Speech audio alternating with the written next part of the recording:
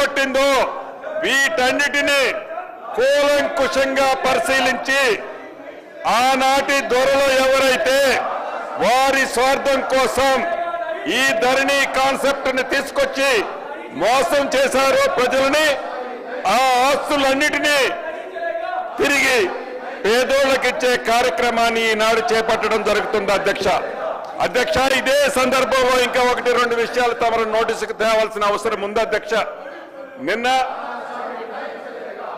నిన్న గౌరవ మాజీ మంత్రి వర్యులు హరీష్ రావు గారు సభను తప్పుదారి పట్టించే విధంగా పదే ORR ని రద్దు చేయండి అని అంటున్నారు.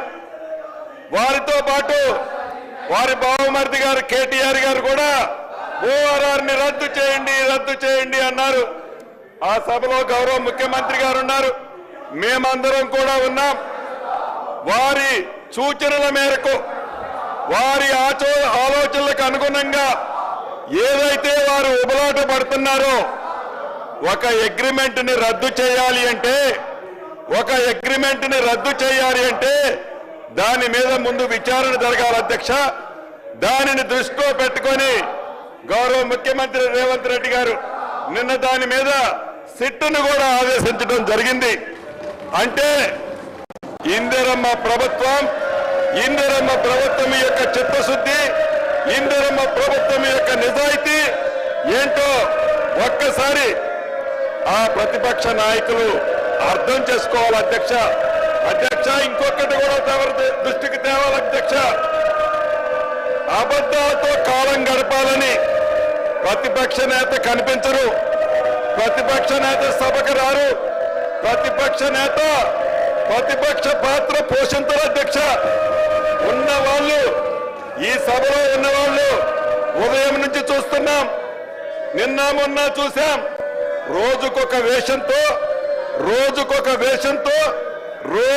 డ్రామాలు చేస్తూ ఈ సభని అబద్ధాలతో, ఆ 10 సంవత్సరాల అబద్ధాలతో ఎలా అయితే పరిపాలించారో ఇప్పుడు ప్రతిపక్షంలో ఉన్నప్పుడు కూడా అదే రకమైన అబద్ధాలతో జనాలని మళ్లీ మభ్యపెట్టాలని చూస్తున్నారు అధ్యక్ష.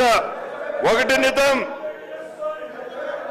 ఏదైతే ప్రతిపక్ష పాత్ర పోషించాల్సిన ప్రధాన ప్రతిపక్ష నాయకుడు ఎప్పుడూ సభకు రాడు అధ్యక్ష, కొంతమందిని ఇడికి పంపిస్తాడు, రౌడీల్లా గూండాల్లా ఈ సభలో ప్రవర్తిస్తుంటారు. ఎంత దురదృష్టమో చూడండి అధ్యక్ష, ఏ రకంగా ప్రవర్తిస్తున్నాడో చూడండి అధ్యక్ష.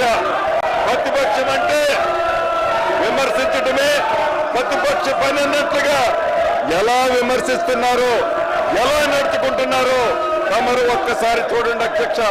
ఇందాక మీరు చూశారు,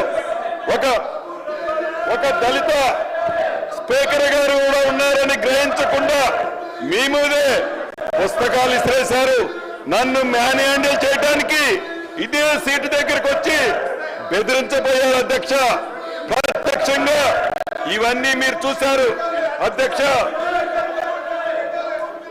ఆనాడు 2014 రాష్ట్రం ఏర్పడటానికి ముందు ఎన్నికల్లో, 2018 ఎన్నికల్లో ఆనాటి ముఖ్యమంత్రి గారు కేసీఆర్ గారు అనేక సందర్భాల్లో చెప్పారు అధ్యక్ష, కాపలా కుక్కల ఈ తెలంగాణ రాష్ట్రాన్ని కాపాడుతానని చెప్పారు అధ్యక్ష.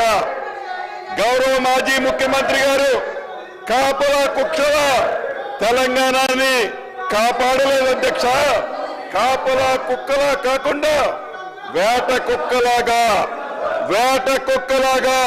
తెలంగాణ రాష్ట్ర ప్రజల సొత్తుని కొల్లగొట్టుకున్నారు అధ్యక్ష. కొల్లగొట్టారు ఎందుకని అడిగితే, ఎందుకు కొల్లగొట్టారు పేదోడు సొమ్ము అడిగితే దానికి సమాధానం చెప్పరు అధ్యక్ష. నిన్నటి నుంచి ఏదైతే అనేక అంశాల మీద గౌరవ అక్బరుద్దీన్ గారు, అదే రకంగా సిపిఐ నాయకులు సాంబశివరావు గారు, మహేష్ రెడ్డి గారు, మిగతా మిత్రులంతా ఒక మంచి బిల్లు పెట్టాం.